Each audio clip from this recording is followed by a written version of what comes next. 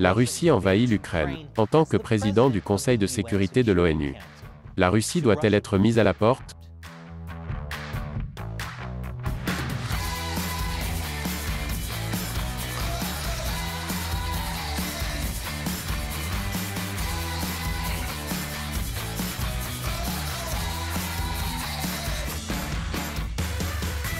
Bienvenue à l'émission Amérique dévoilée, je suis Chris Chappell. À l'heure actuelle, vous savez probablement déjà ce qui se passe en Europe. Les derniers bombardements russes ont touché encore plus de maisons, blessant les civils même dont le Kremlin a promis qu'il n'avait rien à craindre de ce qu'il appelle une attaque ciblée sur l'armée ukrainienne. Les Russes sont arrivés dans la capitale. Des coups de feu ont été entendus dans l'ombre du dôme d'or de Saint-Michel. Les habitants ont été invités à se mettre à l'abri après que des soldats russes présumés aient été tués alors qu'ils portaient des uniformes ukrainiens. Les civils prennent les armes et patrouillent car ils sont avertis qu'ils ne savent plus qui se trouve dans leur rue. À la gare centrale, c'est le chaos. Des milliers de personnes tentent de s'entasser dans les wagons en hissant leurs enfants dans le train. Depuis la semaine dernière, l'Ukraine lutte pour sa survie contre l'invasion des forces russes. Et comme vous pouvez le voir, les images du conflit prennent d'assaut les médias sociaux.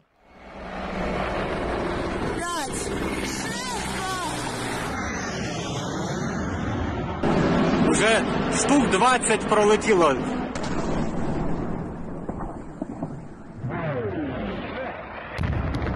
Самолет, ёпта.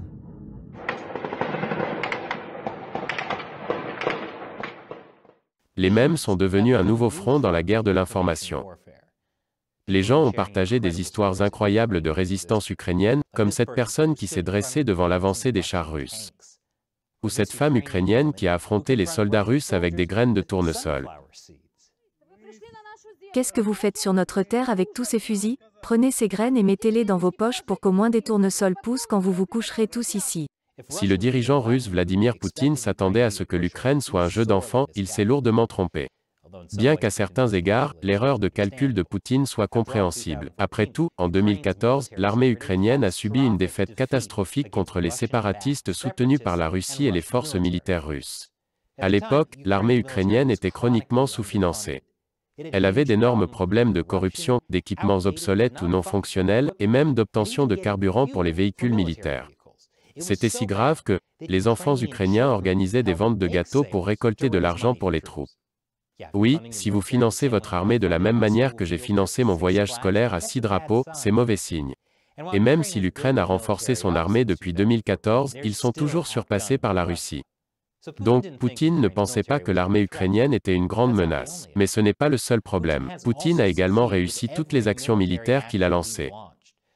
Que ce soit contre la Géorgie en 2008, l'Ukraine en 2014 ou en Syrie depuis 2015, les militaires russes ont à plusieurs reprises converti des succès sur le champ de bataille en victoires politiques.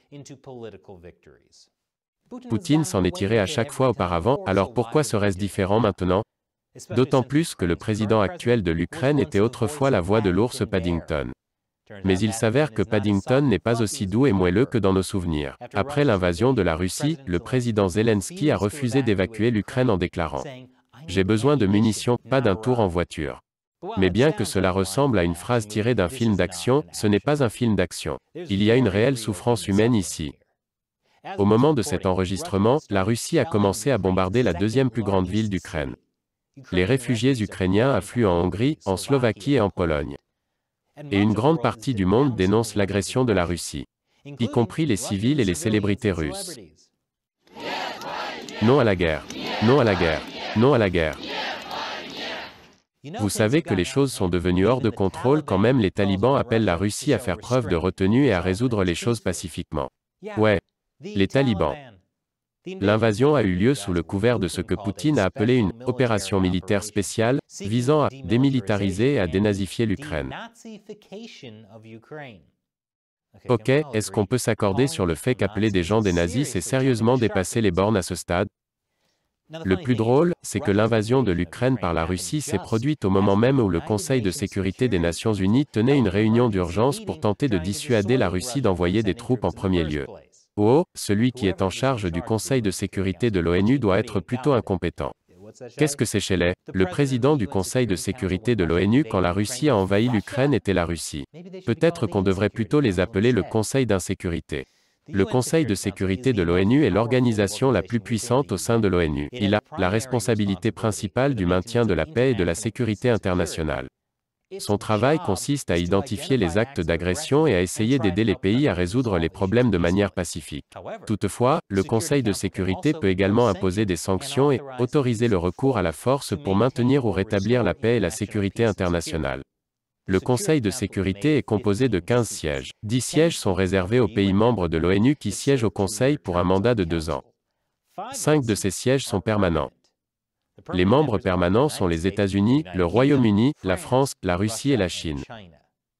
Donc, des pays libres et des régimes autoritaires. Et la France. Pourquoi ces 5 pays?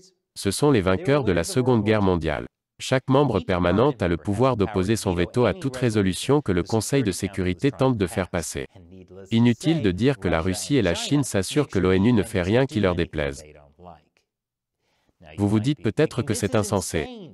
La Russie et la Chine, deux des plus grandes menaces pour la paix dans le monde, contrôlent l'organisation qui est censée garantir la paix dans le monde. Vous ne seriez pas le seul à penser cela. Au cours de la réunion d'urgence du Conseil de sécurité, l'ambassadeur ukrainien auprès des Nations Unies a reproché à la Russie de blanchir son attaque contre son pays et de violer la Charte des Nations Unies appelant à la paix. Il a également soulevé une question intéressante. La Russie peut-elle légitimement conserver sa position de membre permanent du Conseil de sécurité de l'ONU? Plus d'informations après la pause. Nous sommes de retour. Plus tôt, j'ai dit que la Russie faisait partie du Conseil de sécurité de l'ONU, mais ce n'est pas techniquement vrai. Quand les Nations Unies ont été fondées en 1945, c'était l'Union des républiques socialistes soviétiques, ou URSS, comme l'un des 5 membres permanents. L'URSS, ou l'Union soviétique, n'était pas la Russie. C'était un État à partie unique composé de la Russie et de 14 autres républiques. Mais cela n'existe plus. Sauf dans le cœur et l'esprit des milléniaux. Mais la chute de l'Union soviétique en 1991 a évidemment soulevé une question majeure. Qui allait prendre le siège de l'Union soviétique au Conseil de sécurité des Nations Unies? Il n'y avait en réalité qu'un seul précédent historique. La Chine. Le pays initialement cité était la République de Chine. Ce gouvernement a été renversé par les forces communistes de Mao Tse-dong. Celui-ci a établi la République populaire de Chine, tandis que le gouvernement de la République de Chine s'est enfui à Taïwan. Pendant des décennies, la République de Chine, à Taïwan, a conservé son siège au Conseil de sécurité des Nations Unies. Jusqu'en 1971, lorsque l'Assemblée générale des Nations Unies a voté pour reconnaître la Chine de Mao comme les seuls représentants légitimes de la Chine aux Nations Unies. Cependant, il n'y a pas eu de vote pour donner à la Russie le siège de l'Union soviétique. Le premier président de la Russie, Boris Yeltsin, a simplement envoyé une lettre au Conseil de sécurité pour dire que c'était ce qui allait se passer. Des juristes internationaux se sont interrogés sur la légalité de cette démarche et ont débattu de la question de savoir si la dissolution de l'URSS aurait dû dissoudre son siège au Conseil de sécurité. Et vous savez qui est d'accord avec ça? L'Ukraine. L'Ukraine soutient maintenant qu'avec la dissolution complète de l'Union soviétique, la Russie aurait dû refaire une demande d'admission à l'ONU comme le reste des anciennes républiques soviétiques. Oui, alors que toutes les autres républiques soviétiques ont dû refaire une demande d'adhésion à l'ONU, la Russie vient de prendre la position la plus puissante à l'ONU. La question est donc de savoir si l'on peut y faire quelque chose maintenant. Plus d'informations après la pause. Bon retour parmi nous. La Russie a lancé une invasion sanglante de l'Ukraine. Et elle l'a fait en occupant la présidence du Conseil de sécurité de l'ONU. Mais maintenant, le Congrès américain veut évincer la Russie du Conseil de sécurité. Bien qu'il s'agisse d'une résolution bipartisane qui doit encore être votée. Et même si le Congrès l'a votée, une résolution n'est pas contraignante, c'est juste une déclaration de l'opinion du Congrès. Et le Congrès américain n'a aucun pouvoir sur les Nations Unies. L'ONU devrait accepter de virer la Russie du Conseil de sécurité. Ce qui veut dire que la Russie devrait être d'accord avec ça. Et la Chine aussi, et je ne pense pas qu'aucun de ces deux pays n'approuvera quelque chose qui leur enlèverait du pouvoir.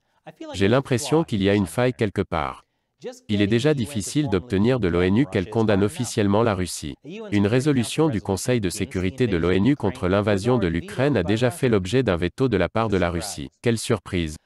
Bien que le Conseil de sécurité ait approuvé une réunion d'urgence de l'Assemblée générale des Nations unies sur l'invasion de l'Ukraine par la Russie, c'est la première session d'urgence tenue en 40 ans.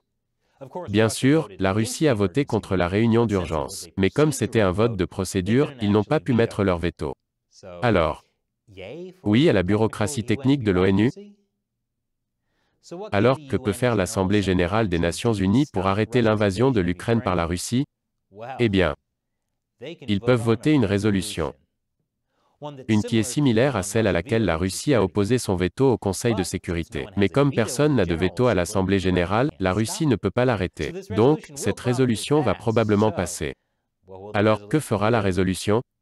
Eh bien, les résolutions de l'ONU ne sont pas contraignantes, donc rien. C'est juste une expression de l'opinion de l'ONU.